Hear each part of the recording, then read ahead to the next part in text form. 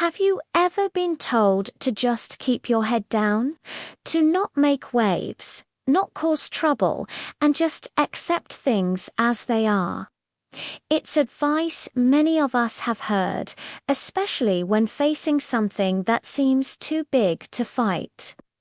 Today, I want to share a story about someone who heard that exact advice, day in and day out, until one moment changed everything. This isn't just a story about defiance. It's a story about finding your voice when everyone else wants you to stay silent. Imagine a community living under the shadow of a powerful, overbearing figure. Let's call him the foreman. He controlled the resources, the jobs, everything. The rule was simple: do as you're told, no questions asked. And for years, that's exactly what people did. They worked hard, kept their heads down, and endured the small injustices and the constant feeling of being powerless. Among them was a woman named Elara. She wasn't a warrior or a leader. She was a weaver, known for her quiet nature and intricate patterns. Like everyone else, Elara was told to blend in. Her elders would say, "The tallest blade of grass is the first to be cut." They meant well. They wanted her to be safe. So she followed the rules.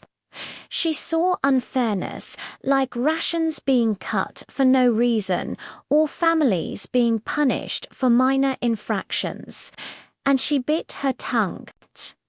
She felt the anger and frustration bubbling up inside, but she pushed it down, weaving her feelings into her tapestries, instead hidden patterns of storms and broken chains that only she could understand.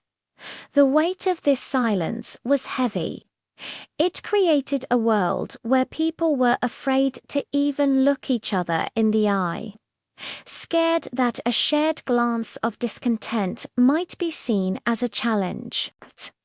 The foreman's power grew not from his own strength, but from the collective silence of the community. Every day they chose not to speak up was another brick in the wall of their own prison. Elara felt this more than anyone. Her quiet workshop became her sanctuary, but also a constant reminder of her own inaction. Then came the day it all shattered. The foreman announced a new decree, a tithe on all crafted goods. It wasn't just a tax. It was a demand for the best of their work, for free. For Elara, this was the final straw.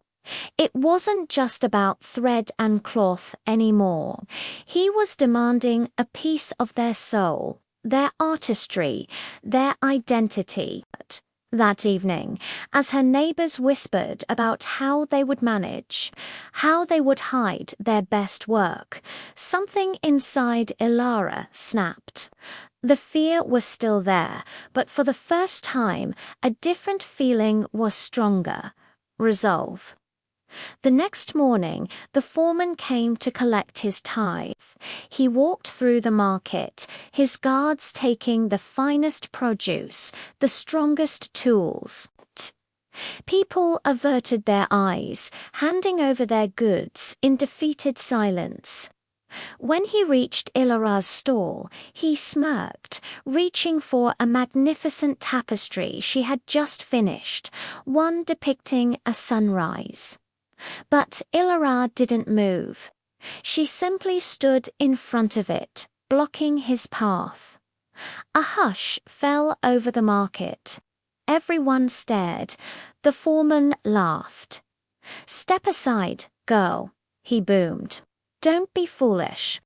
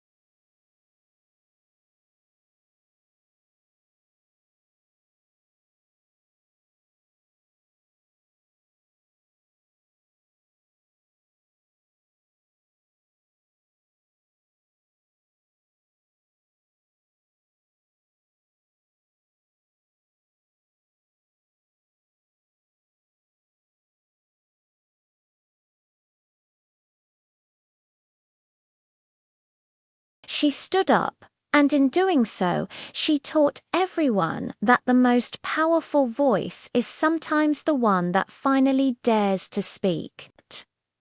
This story reminds us that you do not need to be the loudest or the strongest to make a difference. Courage is contagious. Sometimes all it takes is one person to stand up and say enough to empower everyone else to do the same.